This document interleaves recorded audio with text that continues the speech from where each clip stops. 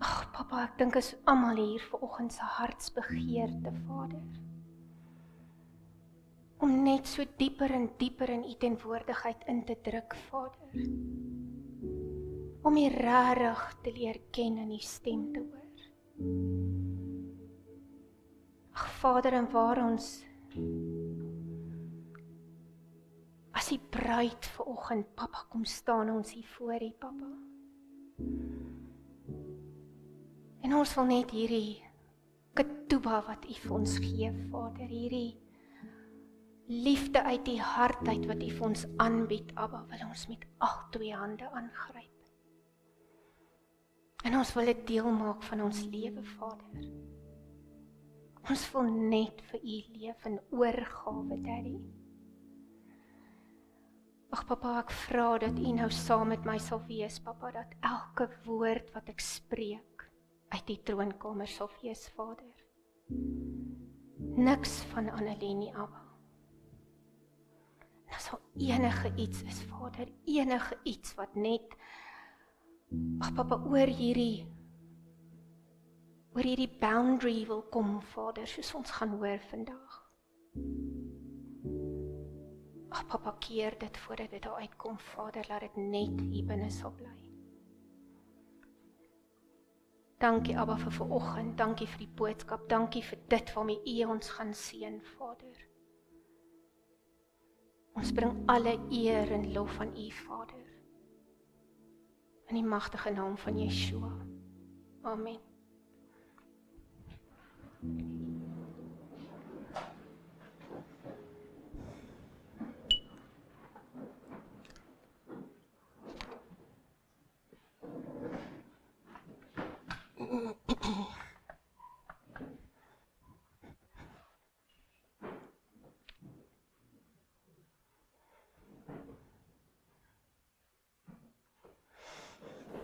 Sjoe, Dylan, ek wil net eers dankie vir jou sê.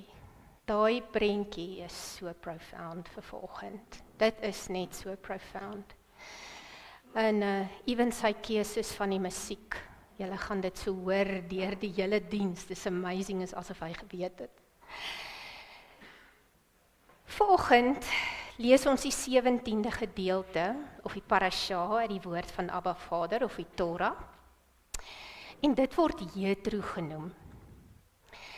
Die titel kom van die eerste woorde uit die eerste vers van die gedeelte in Eksodus 18 vers 1 wat lees.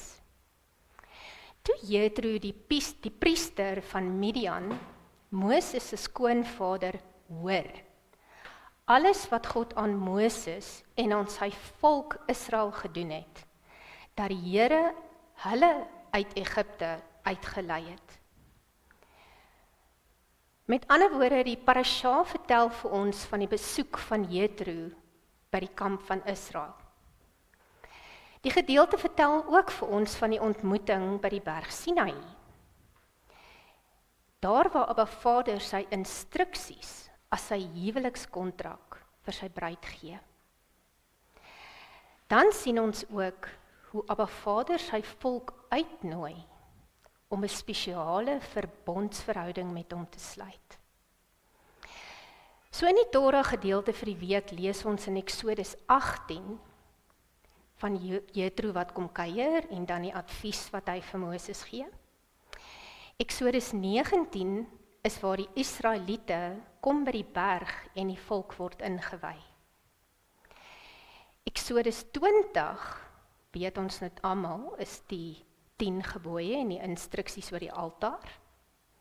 En dan het ons mos nou elke week ook hierdie Haftara gedeelte. Nou miskien vir ons nuwe besoekers, ek weet nou nie hoe vertroud julle is met dalk 'n paar van ons Hebreëse woorde nie, maar die Haftara is die res van die Ou Testament. So die eerste 5 boeke word genoem die Torah en dan die res van die Ou Testament is die Haftara. So ons Haftara gedeelte begin eerste by Jesaja 6. En ons weet nou almal dis waar Jesaja geroep word as 'n profeet. En hy dan vir Abba sê, maar hy is 'n man van onrein lippe. Hy is nie geskik vir hierdie werk wat Abba hom voorroep nie. Jesaja 7 handel oor die Immanuel teken. En dan is daar Jesaja 9 vers 5 tot 6 wat die profesie van ons Messias is.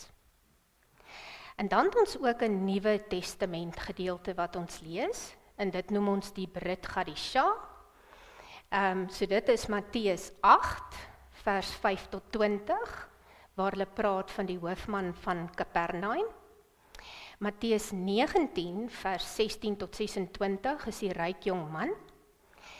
En dan ons laaste gedeelte is 1 Petrus 1 vers 22 tot 1 Petrus 2 vers 10. En daar leer die woord ons hoe om heilig te wees. So ons Torah gedeelte hierdie week begin met Jethro, Moses se skoonpa wat by hom 'n besoek kom aflê. So kom ons lees net gou weer Eksodus 18 vers 1. Toe Jethro, die priester van Midian, Moses se skoonvader, hoor alles wat God aan Moses en aan sy volk Israel gedoen het, dat die Here Israel uit Egipte uitgelei het. Jodai het gesê, almal sal hoor hoe hy sy kinders uit Egipte uitgered het. En news travels fast, want dit bereik ook die afgeleë plek waar Jethro bly. So wanneer ons gaan kyk na hierdie gedeelte waar ons sê, maar Abba het gesê, almal gaan hiervan weet, dan lees ons die eerste keer daarvan in Moses se lied in Eksodus 15. Hy sê in vers 14 en 15, en ek wil dit graag vir ons lees in die easy read version van die Bybel, want dit sê dit so mooi. The other nations will hear this story, and they will be frightened. The Philistines will shake with fear. The commanders of Edom will tremble. The leaders of Moab will be afraid. The people of Canaan will lose courage. So hierdie nuus trek baie ver, net soos Abba gesê het, dit gaan wees. Die volk se reis deur die woestyn het skaars begin. En ons weet dit moes op enkele dae geduur het, maar as gevolg van die ongeloof en die rebellie teen Abba Vader, vat dit 40 jaar. Maar Moses verklaar reeds in hierdie lied die grootheid van Abba Vader en dat dit die banier oor sy volk sal wees vir baie jare. Ons weet wanneer die twee verspieders in die beloofde land ingaan, voordat die volk oor die Jordaan trek, dan steek Rahab hulle weg op die dak van haar woning in die muur van Jericho. Kom ons hoor gou hoe profound is hierdie woorde wat sy vir hulle sê. Dis in Joshua 2 vers 9 tot 11. Ek weet dat die Here die land aan julle gegee het en dat die skrik vir julle op ons geval het en dat al die inwoners van die land vir julle bewe. Want ons het gehoor dat die Here die water van die Skelfsee voor julle by julle uit Egipte laat opdroog het en dat julle die twee konings van die Amorite, Sihon en Og, oorkant die Jordaan aangedoen het. Nou is ek te vinnig vir myself hier, dat julle hulle met die banvloek getref het. Toe ons dit hoor, het ons hart gesmeld, sodat daar by niemand enige moed meer oorgebly het teenoor julle nie. Want die Here julle God, hy is God in die hemel daarbo en op die aarde hieronder. Hoe beautiful is dit? En dan lees ons in hierdie week se parasha, Jethro, hierdie Midianitiese priester, het gehoor hoe Abba Vader vir Moses en die volk verlos het uit Egipte en hy kom kuier.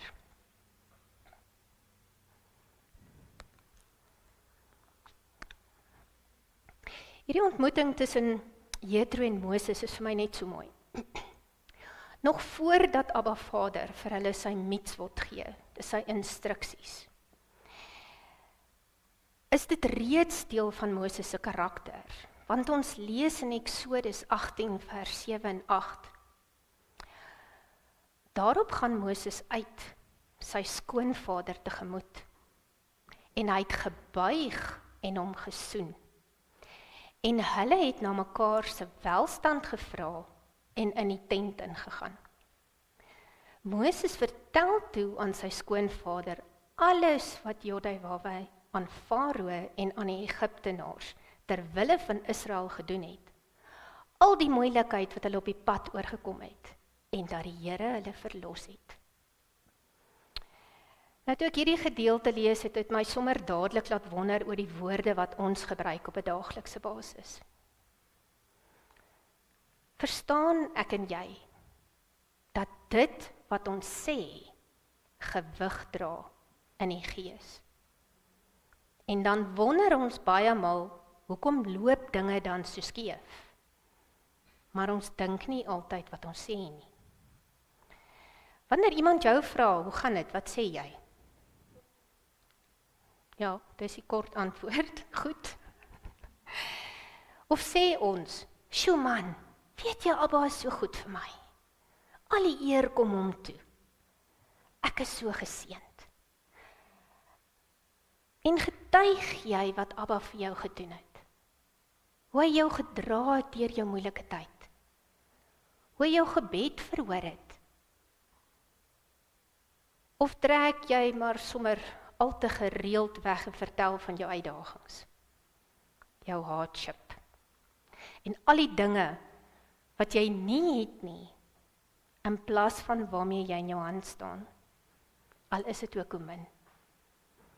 Ons dien mos 'n God van meer is genoeg. 'n God wat min baie kan maak. Daar's 'n gesegde wat sê, wat die hart van vol is, loop die mond van oor. En ons lees daarvan in Spreuke 4, vers 23. Bewaak jou hart meer as alles wat bewaar moet word, want daaruit is die oorspronge van die lewe. Die New King James sê, keep thy heart with all diligence, for out of it are the issues of life. Nou as ons gaan kyk na die Hebreëse woord vir hierdie keep, dan is die woord natsar. En dis 'n aksiewoord wat beteken om wag te hou. En diligence, die Hebreëse woord, is mishmar, wat beteken die wag, wat wag hou. Nou as ons so baie maal dink, jy weet, en ons raak goeders kwyt wat ons eintlik nie moes gesê het nie, of ons het nou eintlik heeltemal te veel gesê, dan sal mense so maklik die opmerking maak om te sê, die wag by jou mond is nou weer met verlof vandag. En ek dink dis presies wat ons hierso lees in Spreuke 4. Want verder lees ons in Spreuke 4 vers 24. Verwyder van jou die valsheid van mond en hou ver van jou af die verkeerdheid van lippe. Nou beide hierdie Hebreëse woorde vir mond wat py is en lippe wat safa is, beteken dus hierdie natuurlike boundary, soos die rand van 'n potjie. Ons dink nie altyd so daaraan nie, maar ons is in beheer wat by hierdie potjie uitkom. So kind van Abba, jou hart is soos hierdie fontein wat oorborrel en jou mond is die oog van daardie fontein. Ons lees in Jakobus 3 vers 11. 'n Fontein laat tog nie uit dieselfde oog vars en bitter water opborrel nie. So die vraag is vanoggend, wie is jou sos van jou fontein? Dit wat uit jou hart uitgaan en dit wat uit jou hart, in jou hart aangaan. Ons lees ook in Johannes 4 vers 14, maar elkeen wat drink van die water wat ek hom sal gee, sal in ewigheid nooit weer dors kry nie. Maar die water wat ek hom gee, sal in hom word 'n fontein van water wat opspring tot in die ewige lewe. So wanneer ons ons harte vir Abba Vader gee, word hy die source van dit wat by my uitborrel. En dis nie noodwendig net my woorde nie, maar ook my dade. My elke dag loop in hierdie lewe, want dit wat ek sê en dit wat ek doen, het ewigheidswaarde. In komende week se parasha 18, as jy so 'n bietjie na die video's gaan kyk, dan gaan jy hoor van hierdie klein jakkalsies wat die wingerd verwoes. En een van daai jakkalsies is ongeloof, wat hand aan hand stap met negativiteit. Hoe bespeer ons negativiteit? Ons het nou gelees in Spreuke 4 vers 23, dat jy jou hart moet bewaak, want daaruit is die oorsprong van die lewe. So ongeloof openbaar die kondisie van jou hart, en negatiewe woorde reflekteer ongeloof. Negatiewe woorde, ongeloof en argumente dra mos nou nie goeie vrugte nie. Jy gaan tog nou nie 'n mandjie vol sappige bloedrooi appels van 'n dooie boom afblik nie. So as negatiewe woorde en dade my ongeloof openbaar, wat bepaal dan my geloof? Veral in omstandighede waar dinge nie so lekker is nie. Geloof is nie om die feite te ontken nie. Jy is dalk nog steeds siek. Jy het nog steeds jou werk verloor. Jou bankrekening is nog steeds rock bottom. Maar dis om te glo in wat Abba Vader vir jou in hierdie omstandighede wat so onmoontlik lyk, gaan doen.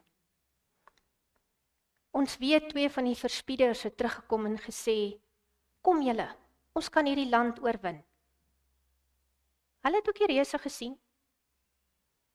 Hulle het nooit ontken dat die reëse nie daar is nie, maar hulle het geweet en gesê, ons God, die een wat ons gedra het tot hier, is groter as die reëse. So het ek en jy 'n keuse in die woorde wat ons spreek. Want dood en lewe lê in die mag van die tong. As ek en jy as kinders van Abba 'n geseënde lewe wil hê, moet ons leer om ons woorde in lyn te bring met Abba Vader se woord en sy wil. Wanneer ons in hierdie week se parasha na Moses se woorde gaan kyk, dan dink ek dis voor die hand liggend dat hy 'n intieme verhouding met Abba Vader gehad het. Hy het sy volle vertroue in Abba Vader gesit. Hy het in gehoorsaamheid saam met Abba Vader gewandel, meeste van die tyd. Ons weet hy het hier en daar het hy so 'n bietjie sy eie ding gedoen, maar meeste van die tyd. Daar word so dikwels na Hebreërs 11 verwys as the wall of faith. En dis ook hier waar ons lees dat Moses as een van hierdie geloofshelde beskou word. Kom ons lees wat sê Hebreërs 11 oor Moses. Deur die geloof is Moses na sy geboorte deur sy ouers 3 maande lank weggesteek, omdat hulle gesien het dat die seentjie mooi was. En hulle het nie die gebod van die koning gevrees nie. Deur die geloof het Moses, toe hy groot geword het, geweier om die seun van Farao se dogter genoem te word, omdat hy verkies het om liewer sleg behandel te word saam met die volk van God, as om 'n tyd lank die genot van die sonde te hê. En die smaad van Christus groter rykdom geag het as die skatte van Egipte, want hy het uitgesien na die beloning. Deur die geloof het hy Egipte verlaat, sonder om die toorn van die koning te vrees. Want hy het volgehou soos een wat die onsienlike sien. Deur die geloof het hy Pasga en die besprenkeling van die bloed gehou, sodat die verderwer hulle eersgeborenes nie sou aanraak nie. Deur die geloof het hulle die Rooi See deurgetrek, soos oor droë grond, terwyl die Egiptenaars, toe hulle dit probeer, verdrink het. Deur die geloof het die mure van Jerigo geval, nadat daar 7 dae lank omheen getrek was. Sjoe, is baie verse van deur die geloof, nie? Dit was vir my net so profound toe oom Gerrit in verlede week se midrash verduidelik. Na oorlewering, daar waar die Israeliete deur die Rooi See getrek het, was die water omtrent 100 meter diep. En daardie gedeelte van die Rietsee was 18 kilometer lank. Nou, ons weet nou nie heeltemal hoe breed dit was nie, maar ons weet dit was omtrent 18 kilometer. Nou dink 'n bietjie daaroor. Hoe moes hierdie see van water nie voor hulle gelyk het nie? Maar op Abba Vader se woord het Moses sy staf uitgesteek en hy die Israeliete, en ons weet daar was omtrent 3 miljoen van hulle, nie, het vir 18 kilometer 'n geloofsreis onderneem. Geloof in Abba se woord dat hy hulle sal red en dat hierdie waterwalle wat hier langs aan hulle is, nie op hulle gaan toemaak nie. Dink 'n bietjie daaroor. Vir 18 kilometer lank sien jy hierdie massas water hier om jou. En jy moet glo dat Abba gaan vir jou hier deurvat en jy gaan ongeskonde aan die ander kant uitkom. So Moses het op Abba se woord oorgegaan in aksie. Om hierdie unieke eienskap, hierdie vaste geloof van Moses beter verstaan, moet ons 'n bietjie dieper gaan delf in Abba se woord. So ek dink ons het dit nou al so baie keer hier by in Rolf se dienste ook gehoor, wat sê dat Hebreërs 11 vers 1 is die definisie van geloof. Daar staan, die geloof is dan 'n vaste vertroue op die dinge wat ons hoop, die bewys van die dinge wat ons nie sien nie. Die New King James sê, now faith is the substance of things hoped for, the evidence of things not seen. Maar dan het ek nou net so 'n bietjie verder gelees en hierdie vers was net vir my so mooi in Hebreërs 11 vers 6. En sonder geloof is dit onmoontlik om God te behaag. Want hy wat tot God gaan, moet glo dat hy is en 'n beloner is van die wat hom soek. So, ons het nou ook hierdie ook al 'n paar keer gehoor in dienste. Die Hebreëse woord vir geloof is imuna, wat beteken a firm action towards the will of God, no matter what my circumstances are. So geloof is hierdie aksiewoord. Dis 'n werkwoord, want geloof vereis iets van my. Toe Moses geroep is by die brandende bos, was hy maar erg ongelowig oor sy vermoëns. En het hy sommer vinnig 5 verskonings gehad oor hoekom hy nie die regte kandidaat vir hierdie job is nie. Maar Abba Vader sien nie ons onvermoë raak nie. Daai areas in ons lewens waar ons dink ons is nie goed genoeg nie. En dan partymal dan gaan ons nog sommer oor en ons spreek dit sommer nog oor onsself ook. Hy sien dit wat hy geskep het. Dit wat hy in jou ingeasem het, toe hy jou gevorm het. Soos wat ons so mooi leer in Jeremia 1 vers 5 en Psalm 139. So Moses is geroep om hierdie geloofsreis, hierdie pad van heiligmaking saam met Abba Vader se kinders te stap. Hy word genoem 'n vriend van God. Abba Vader het hom vir 40 jaar geleer hoe om 'n kudde op te pas. En nou moet hy in geloof uitstap en glo dat Jodai-Wawai groter en magtiger as die gode van Egipte is. Hy het immers 40 jaar in Farao se paleis gebly, voordat hy sy pa se skoonpa se skape opgepas het. So Moses het presies geweet, wanneer Jodai-Wawai die plaag aankondig, watter God gaan daardeur sneuwel, hierdie afgode van Egipte. En ek dink hy het dalk meer as een keer, wanneer hy met Farao moes gaan praat, en hierdie plaag moes gaan aankondig, dan dink ek hy het so 'n bietjie gedink, no way Abba. Weet hoe Farao gaan reageer wanneer ek hierdie vir hom sê? Want hy het geweet. Maar Moses was bold.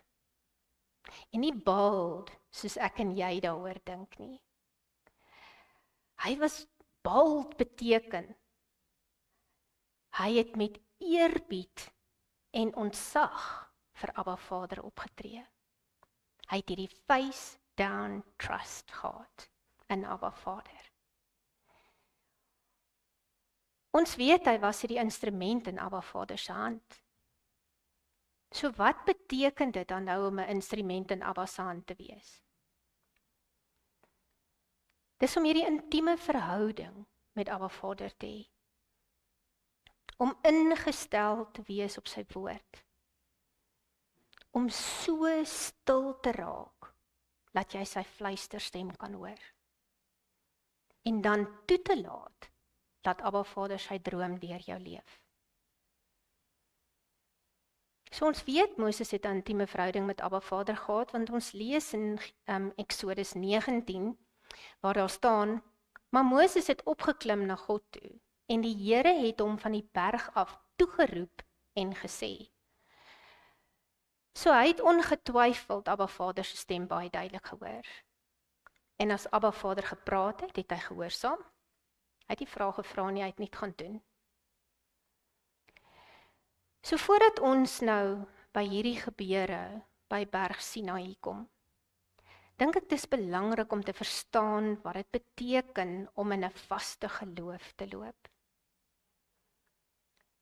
Wat het Moses dan en al hierdie ander geloofshelde in Hebreërs 11 dan so spesiaal gemaak? Ons lees in Efesiërs 2 vers 8 tot 9, want uit genade is julle gered deur die geloof. En dit nie uit julleself nie. Dit is die gawe van God, nie uit die werke nie, sodat niemand mag roem nie. Ons weet daar's net een geloof, maar die verskil lê in die manifestasie daarvan. Daar's geloof wat my red, met ander woorde dit manifesteer as die vrug, want my lewe verander as ek tot redding, as ek gered word. En dan kry ons die gawe van geloof. En ek dink die gawe van geloof is wanneer jy net nog meer 'n bietjie vashou en aanhou, daar waar ander mense ophou, daar waar ander mense dink, maar this is impossible, dit gaan nie werk nie. Want ons lees in Lukas 13, vers 18 tot 19, en hy het gesê, hoedanig is die koninkryk van God, en waarmee sal ek dit vergelyk? Dit is soos 'n mosterdsaad, wat 'n man geneem het en in sy tuin gesaai het. En dit het gegroei en 'n groot boom geword, en die voëls van die hemel het nes gemaak in sy takke. So as ons gaan kyk na 1 Petrus 1 vers 23, dis in hierdie week se Brit Gadisha gedeelte, dan praat dit van die onverganklike saad. So die een is net die bewys dat die onverganklike saad gesaai is, en dat die saad binne in my groei, dat ek gevul is met ruach. En die ander een is, I'm only this vessel. Ek is hierdie instrument in Abba se hande om ander te bedien. Romeine 10 vers 17 sê, die geloof is dus uit die gehoor, en die gehoor deur die woord van God.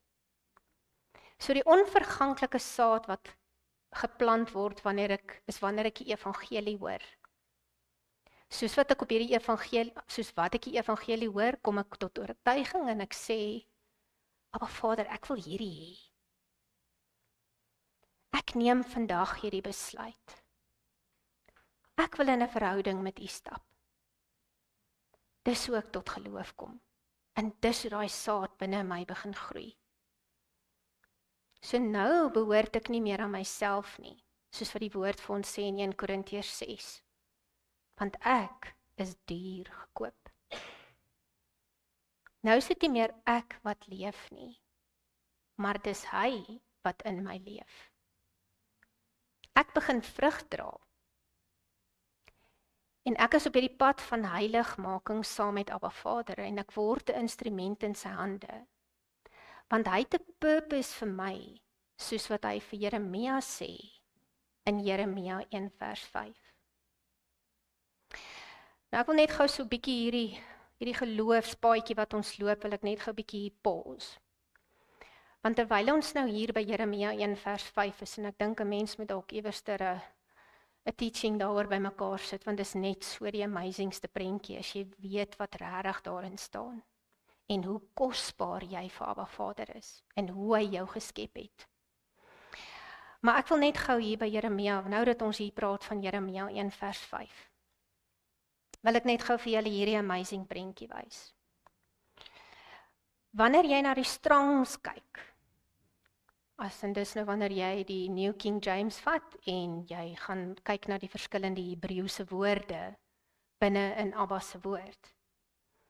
So wanneer ons na die Strongs gaan kyk, dan is daar hierdie woordjie wat sommer net so random, oor die Ou Testament ingeweef is. Nou as jy daar gaan kyk op die skerm, dan staan daar, ek gaan net om hier by my oopkry, when Jethro, so al die pers nommertjies wat jy daarbo sien, dit is die Strongs, wat dan vir daai woord verduidelik in Hebreëus. When Jethro, the priest of Midian, Moses' father-in-law, heard.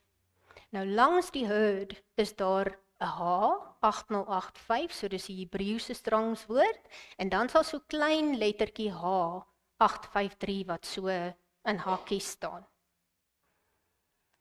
So dit is die woord et. Daardie klein woordjie kom 7302 keer in die Ou Testament voor.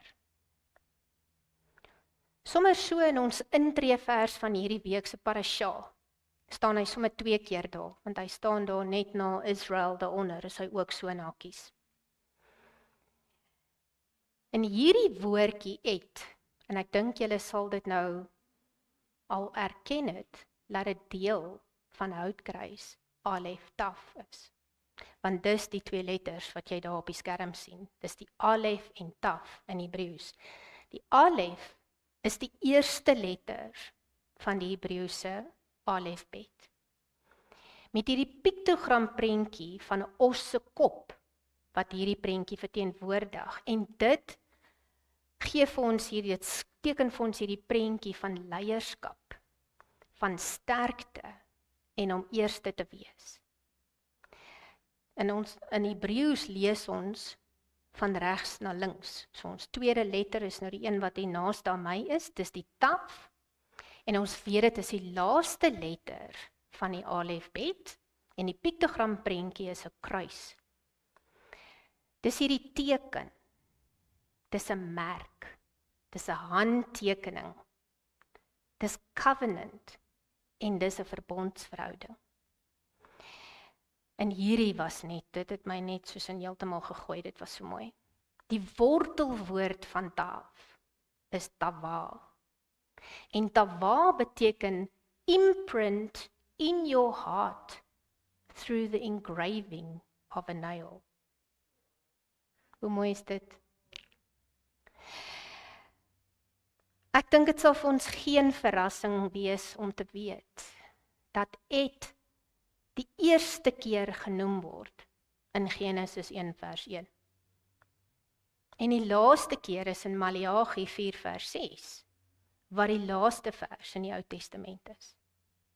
So 7302 keer kom bevestig Abba Vader vir ons in sy woord. Ons as sy bruid is duur gekoop. Sy vingerafdruk is deel van ons storie. Dis in ons DNA. Daar's 'n imprint in jou hart wat ingegrafeer is met 'n spyker. Ons dra sy merk. Ons is in 'n verbondsverhouding met hom. Dis hierdie merk wat sê, ons is duur gekoop. Ons is vrygekoop. Daarom doen ons niks meer in ons eie krag nie, maar deur die krag wat hy ons gee. Hoe pragtig is hierdie prentjie. En hierdie klein woordjie is net soos in oralster so in die Ou Testament.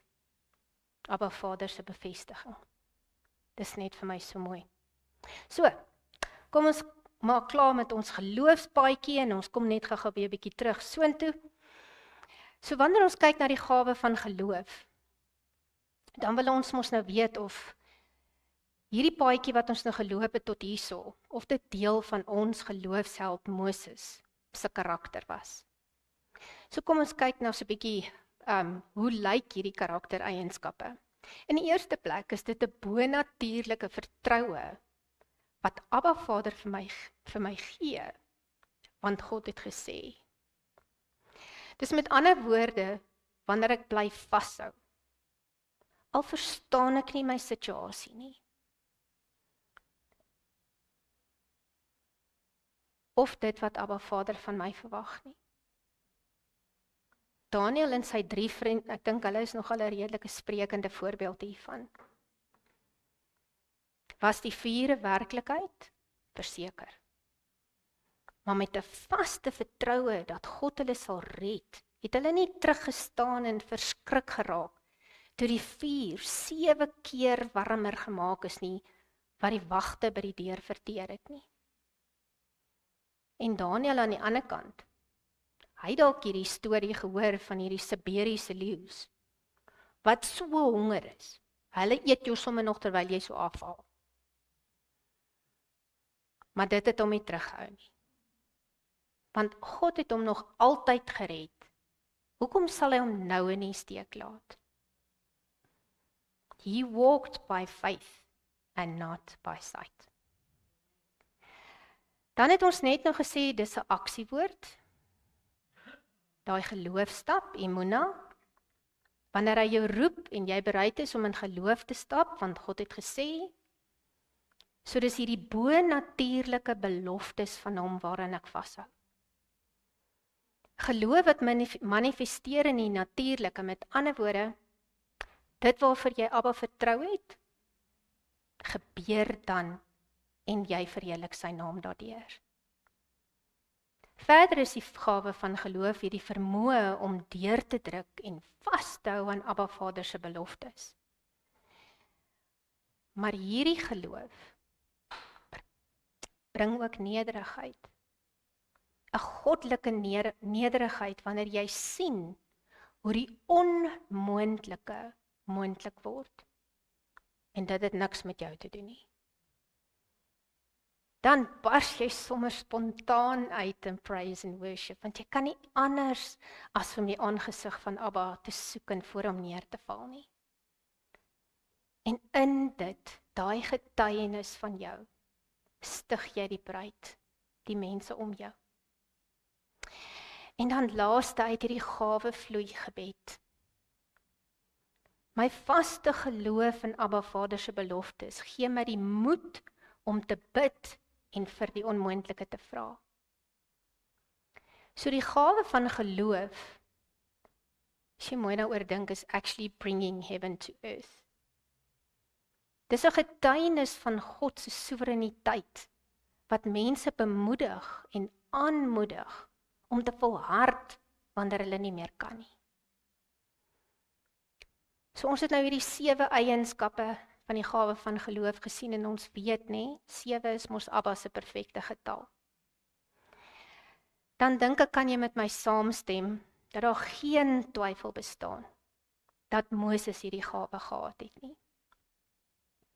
Al was hy ook hoe moedeloos, al het hy ook so moedeloos geraak met hierdie hardnekkige volk, wat net nooit met niks tevrede is nie, en wat so vinnig kon vergeet, dat dan het hy altyd na Jotbaai toe gedraai. Jotbaai was sy veilige hawe, en hy kon by daai plek gaan vertoef. Is vertoef nie net so mooi Afrikaanse woord nie. Jy kon daar gaan vertoef, jy kon daar bietjie bly.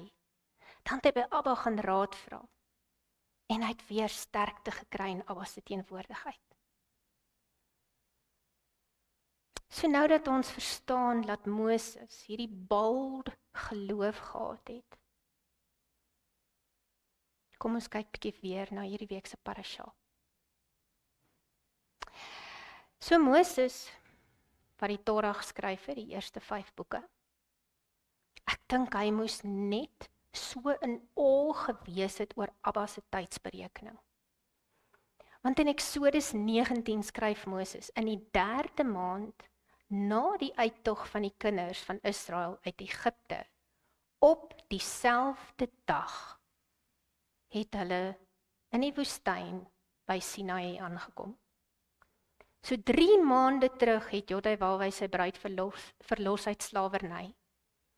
En nou kom hulle aan by die berg Sinai om 'n huwelikskontrak met die bruidegom te teken. So ons lees in Eksodus 19 as ons so vinnige opsomming daarvan maak. So die kinders van Israel, Abba se bruid, kom in die 3de maand na die uittog uit Egipte op presies dieselfde dag by die berg Sinai aan. But first things first. Moses klim teen die berg op om Jotbaai te ontmoet. Jotbaai sê vir Moses, gaan sê vir my bruid, herinner haar, wat het ek aan die Egiptenare gedoen? Ek het jou, my bruid, op arendsvlerke gedra en na my toe gebring. My bruid, as jy na my stem luister en my verbond hou, sal jy vir my 'n spesiale skat wees. Die New King James sê dit vir my so mooi, if you indeed obey my voice and keep my covenant, then you shall be a special treasure to me. Die Hebreëse woord vir daai special treasure is segula.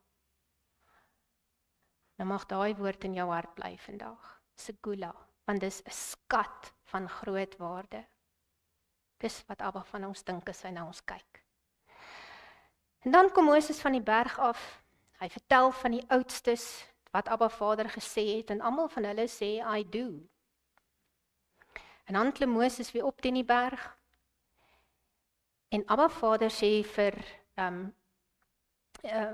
Moses klim op teen die berg om vir Abba Vader te gaan sê, dat hulle sy huweliksaanbod aanvaar. Die volk word vir 3 dae voorberei vir die ontmoeting met die bruidegom. Hulle klere word gewas, want die bruid moet vlekkeloos voor Jotbaai verskyn. En op die 3de dag word die bruid uit die kamp uitgelei om Jotbaai te ontmoet. Ons weet die berg was bedek met rook soos die rook uit 'n vuuroond, want Jotbaai het afgekom na die berg in vuur. Die hele berg het geskit en daar was harde trompet wat net al hoe harder en harder geblaas het en daar was hierdie donder weer. Julle, ek is 'n prentjie mens en hierdie klink vir my nou very spectacular. Ek dink dit moes amazing gewees het. Ek dink bietjie vrees aan Jaan ook, maar ek dink dit moes spectacular gewees het om dit te aanskou.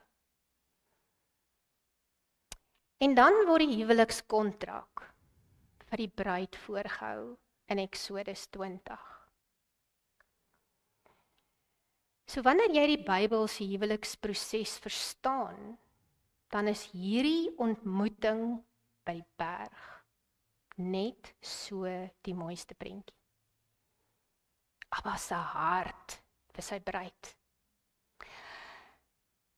Maar ons weet ook dat ons bruidegom Yeshua het gekom om hierdie proses te vervul. So kom ons kyk gou so 'n bietjie in die lig van dit wat nou daar by Sinai gebeur. Kom ons gaan kyk so 'n bietjie na hierdie huweliksproses.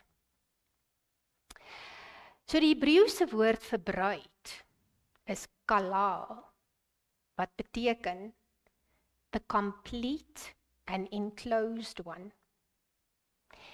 En die bruidegom in Hebreëus is Chatan, he who enters into covenant.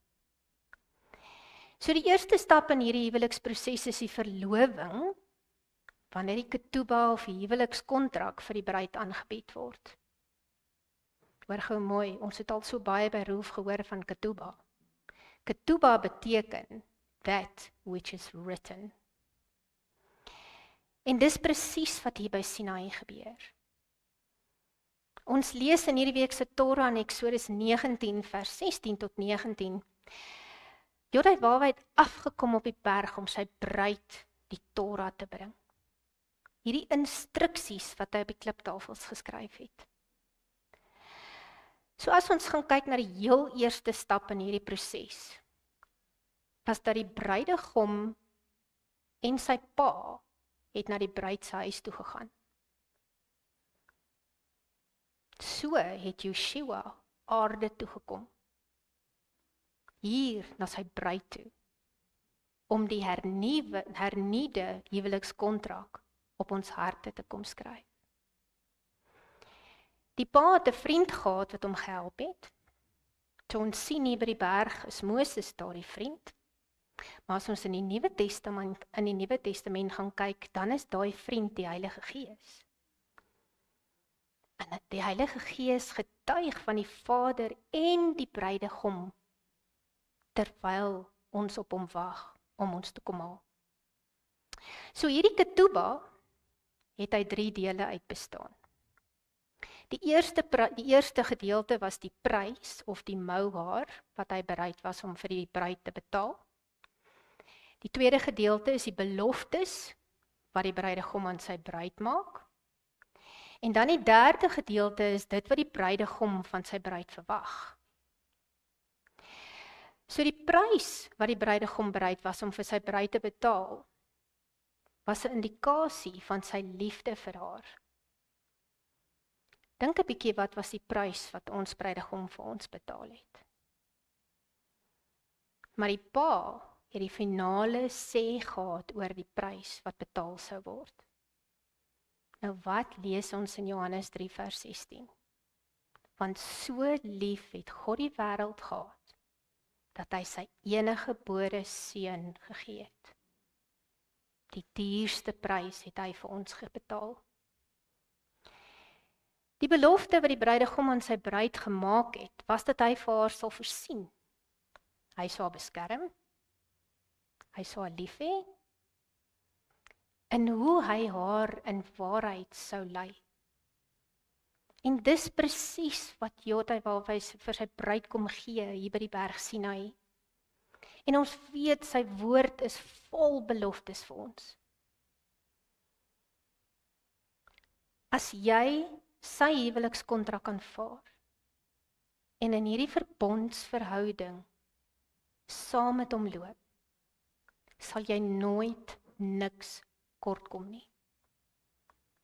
Hy's net so lief vir my en vir jou. Hy sal altyd voorsien. En hy sal altyd vir ons beskerm. En hy sal ons altyd in waarheid lei. En dan as ons kom by hierdie derde gedeelte van die ketubah, en dit was wat die bruid van sy bruid verwag het. In die eerste plek is dit absolute lojaliteit en getrouheid. Sy mag net haar bruidegom lief hê en niks bo hom stel nie. En hy verwag van haar om in totale gehoorsaamheid net aan hom. En dis waarvan ons lees in Eksodus 20, vers 2 tot 5. Ek is die Here jou God, wat jou uit Egipte land, uit die slawehuis uitgelei het. Jy mag geen ander gode voor my hê nie. Jy mag vir jou geen gesneede beeld of enige gelykenis maak van wat bo in die hemel is, of van wat onder op die aarde is, of van wat in die waters onder die aarde is nie. Jy mag jou voor hulle nie neerbuig en hulle nie dien nie, want ek, die Here jou God, is 'n jaloerse God, wat die misdaad van die vaders besoek aan die kinders, aan die 3de en aan die 4de geslag van die wat my haat. En ek bewys my barmhartigheid aan duisende van die wat my liefhet en my gebooie onderhou.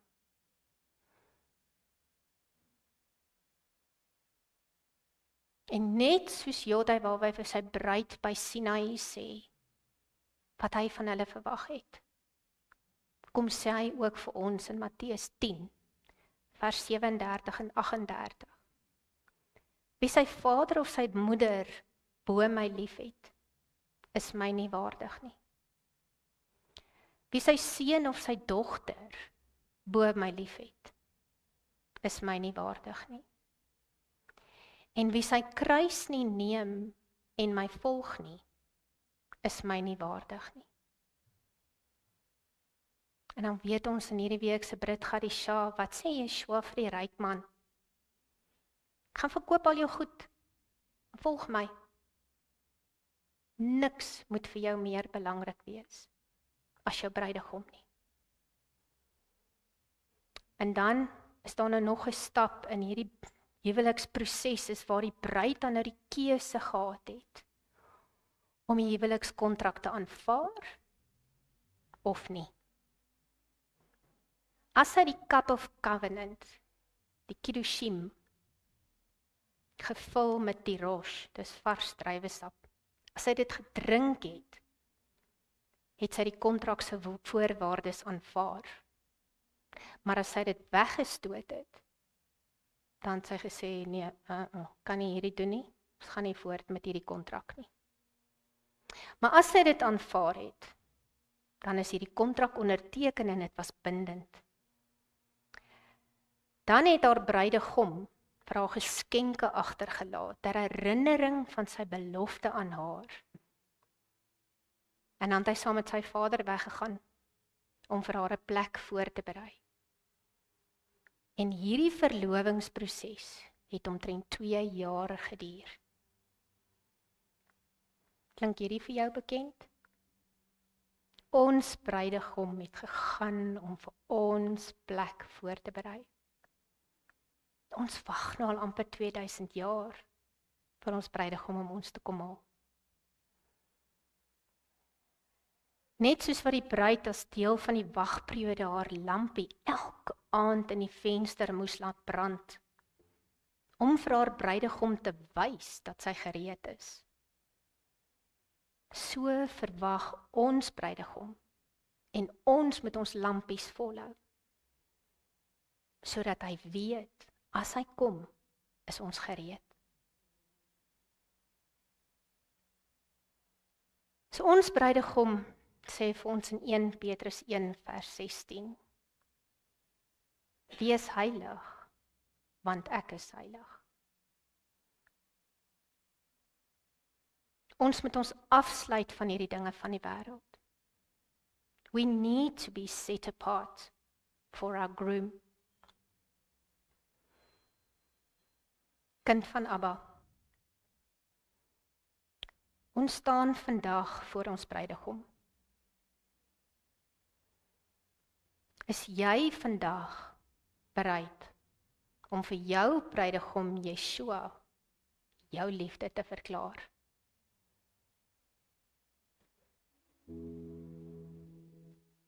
Wat as ons as bruid van Abba vandag sê? Ja, Abba, ek wil U dien met my hele hart. Ek wil U lief hê met alles in my. Ek wil die bruid wees. In Eksodus 19 het hy gesê, dit my bruid is wat ek van jou verwag. Is jy bereid om vandag jou hand stewig in jou bruidegom se hand te sit? En hierdie belofte af te lê. Aba Vader, ek beloof al my liefde en toewyding aan U alleen. Ek sal geen ander God in ons verhouding inbring nie. Ek sal U alleen lief hê en aanbid as my skepper. En ek beloof om nie neer te buig en enige iets in die skepping te aanbid of bo U te stel nie. U naam is heilig en kragtig. Ek sal U Shabbat heilig hou, afgesonder vir U in U teenwoordigheid. Ek sal die ouers wat U vir my gekies het eer, want U maak nie foute nie. Want deur hulle te eer ek U. Ek sal niemand vermoor nie, nie in daad of met my woorde nie, want elkeen is na U beeld geskape. Ek onderneem om nie egbreek te pleeg nie, want ek wil niks doen om hierdie verbondsbelofte, hierdie intieme verhouding met U skade aan te doen nie. Ek sal niks vat wat aan iemand anders behoort nie. Ek sal geen valse getuienis maak wat na U beeld geskape is nie. My hartsbegeerte is na U en U alleen. Bruid van die Allerhoogste, mag jy hierdie huweliksbelofte cherish en in jou hart bewaar. Mag jou woorde vir Abba 'n soet geur wees en jy in geloof loop, vasgeanker op elke belofte, met jou oë gefestig op hom. En mag jy altyd onthou, jy is duur gekoop en sy vingerafdruk is deel van jou storie. Dis in jou DNA.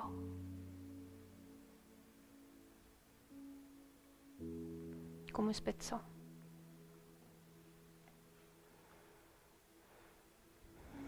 Aba Vader, dankie vir hierdie reis waarop U ons gevat het vanoggend, Abba. Waar U ons kom leer het, Vader, dat ons nie onverskillig met woorde met omgaan nie, Abba. Dat hierdie woorde, Abba, wat ons spreek, het ewigheidswaarde, Vader. Dankie, Abba, dat U ons kom leer het oor geloof, Abba. Wat dit beteken om vas te hou, aan te hou. 'n instrument in die hand te wees, Vader.